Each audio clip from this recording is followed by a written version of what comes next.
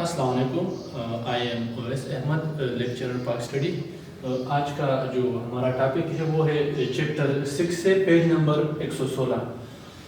Topic ہے اسلامی جمہوریہ پاکستان کی ثقافت یعنی کلچر، جسے انگریزی میں کہتے ہیں۔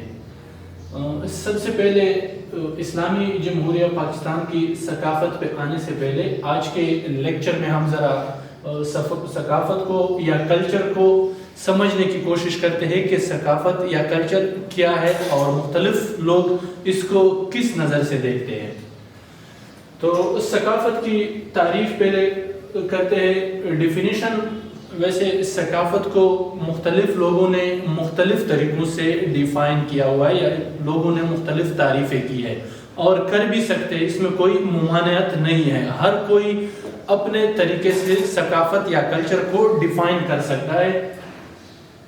ایک ڈیفینیشن یا تعریف یہاں پہ ہم دیکھ لیتے ہیں کہ کیا ہے۔ لینن کے مطابق ثقافت ایک معاشرتی ورثہ ہے جو ایک نسل سے دوسری نسل کو انفرادی یا اجتماعی تجربات سے منتقل ہوتا رہتا ہے۔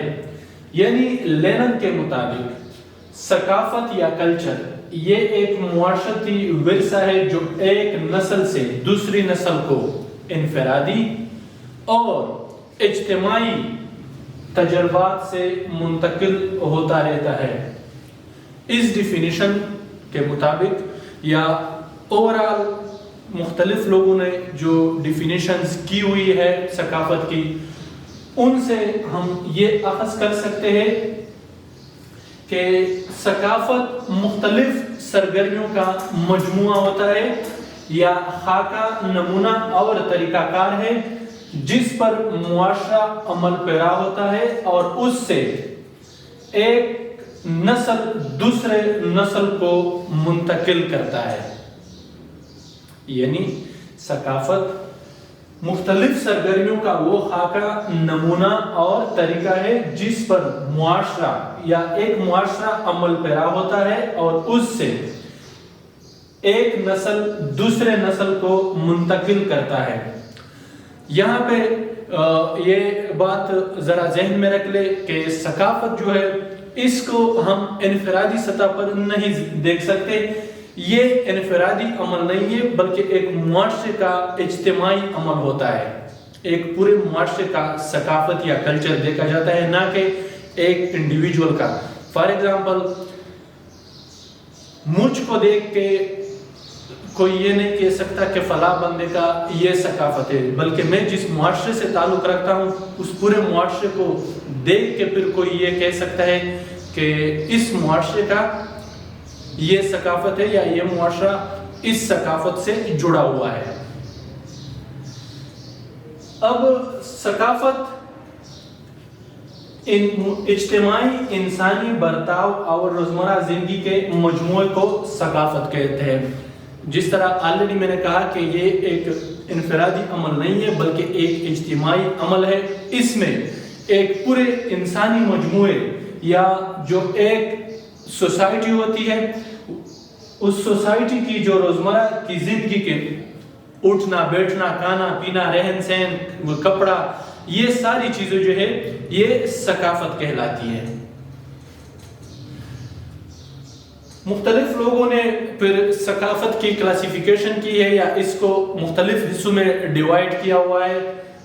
دو حصوں میں عام طور پر دو مین حصوں میں تقسیم کیا گیا ہے ثقافت کو۔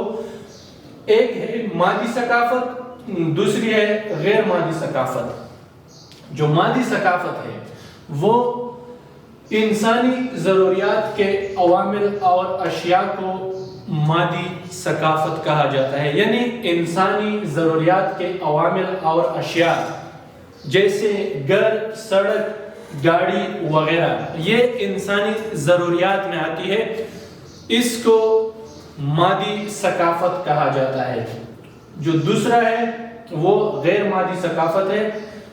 غیر مادی ثقافت میں جسم سے زیادہ روح پہ زور دیا جاتا ہے یا روح کو دیکھا جاتا ہے، جس طرح مذہب، فن، خیالات، تہوار اور رویے وغیرہ۔ اس میں گاڑی، گھر، سڑک وغیرہ چونکہ مادی ثقافت کہلاتا ہے، اور یہ جو غیر مادی ہے اس میں جیسا کہ انسان کا مذہب، انسانی فن، خیالات، تہوار اور رویے دیکھے جاتے ہیں۔ تو یہ دو طریقوں سے ثقافت کو ڈیوائیڈ کیا گیا ہے۔ اب آتے ہیں ایک مشہور ہسٹورین یا تاریخ دان جو کہ برطانیہ سے تعلق رکھتے تھے، جس کا نام تھا آرنلڈ ٹائنبی۔ ٹائنبی ایک مشہور برطانوی تاریخ دان یا ہسٹورین تھے۔ ان کے مطابق یا انہوں نے ایک کتاب لکھی تھی اسٹڈی آف ہسٹری، اردو میں جسے تاریخ کا مطالعہ کہا جاتا ہے، یا اس کتاب کا اردو میں ٹائٹل تاریخ کا مطالعہ۔ ٹائنبی نے اپنے کتاب کو مختلف جلدوں میں پیش کیا ہے۔ یہ مختلف جلدوں پہ مشتمل ایک کتاب ہے، اور اس میں ٹائنبی نے 26 یا دنیا کے 26 مختلف ثقافتوں کا مطالعہ کیا ہے، یعنی دنیا کے 26 مختلف تہذیبوں یا ثقافتوں کا مطالعہ ٹائنبی کے اس کتاب اسٹڈی آف ہسٹری میں شامل ہے۔ اس کتاب میں ٹائنبی نے مختلف قسم کے سوالات پوچھے ہیں اور ان کے جوابات دیے ہیں۔ سوالات کچھ اس طرح سے ہیں۔ پہلا جو سوال ہے وہ انہوں نے یہ پوچھا ہے کہ تہذیبوں کی ابتدا کیسے اور کیوں ہوئی، یعنی تہذیبوں کی ابتدا کیسے اور کیوں ہوئی، یعنی جو دنیا کی مختلف ثقافتیں یا تہذیبیں ہیں یہ کیسے ان کی ابتدا ہوئی اور کیوں ہوئی، کیوں ان کی ضرورت پیش ہوئی۔ دوسرا جو کویشچن ہے وہ ہے تہذیبیں کیوں اور کیسے ترقی کرتی ہے، یعنی تہذیبیں آگے کیسے بڑھتی ہے اور کیوں بڑھتی ہے۔ تیسرا جو سوال ہے وہ ہے تہذیبوں کا زوال کیوں اور کیسے ہوتا ہے۔ اس سوال کے معنی یہ ہے کہ ایک تہذیب زوال کا شکار کیوں ہوتا ہے اور کیوں ہوتا ہے۔ اب ٹائنبی نے ان سوالات کا جواب دیا ہے، اور ٹائنبی کے مطابق ایک ثقافت یا ایک تہذیب مشکل حالات میں جنم لیتا ہے۔ کہیں مشکل حالات ہو، جنگ ہو، کوئی طوفان ہو یا کوئی سیلاب ہو یا مختلف قسم کے قدرتی آفات جب آتے ہیں، تو ٹائنبی کے مطابق ثقافت ان مشکل حالات میں ایک نئی ثقافت جنم لیتی ہے، وہاں سے انسان نئے طور طریقے اپنا لیتا ہے۔ انہوں نے اپنی کتاب میں یا ان کی اپنی جو تھیوری ہے اس میں ایک چیلنج اینڈ رسپانس کا جو کنسپٹ ہے وہ انہوں نے دیا ہے۔ چیلنج اینڈ رسپانس کا کنسپٹ یہی ہے، ٹائنبی کے مطابق ایک تہذیب یا ایک ثقافت کا پتہ مشکل حالات میں چلتا ہے۔ اگر تو کوئی تہذیب یا ثقافت مشکل حالات کا سامنا کر کے یا مشکل حالات کا سامنا کر سکتا ہے تو وہ تہذیب ترقی کرتا ہے، اور اگر کوئی تہذیب مشکل حالات کا مقابلہ نہیں کر سکتا تو وہ تہذیب زوال پذیر ہو جاتی ہے۔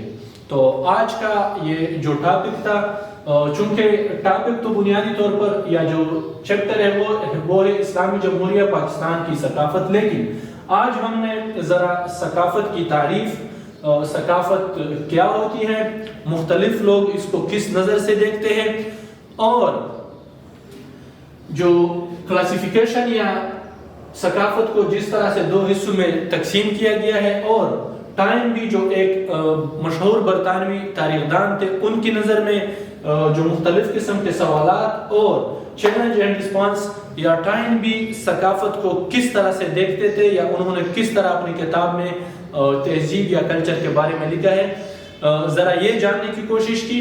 اگلے ٹاپک میں پھر ہم جو پاکستان میں آباد مختلف قومیں ہیں ان کی ثقافت جاننے کی کوشش کرتے ہیں۔ Thank you.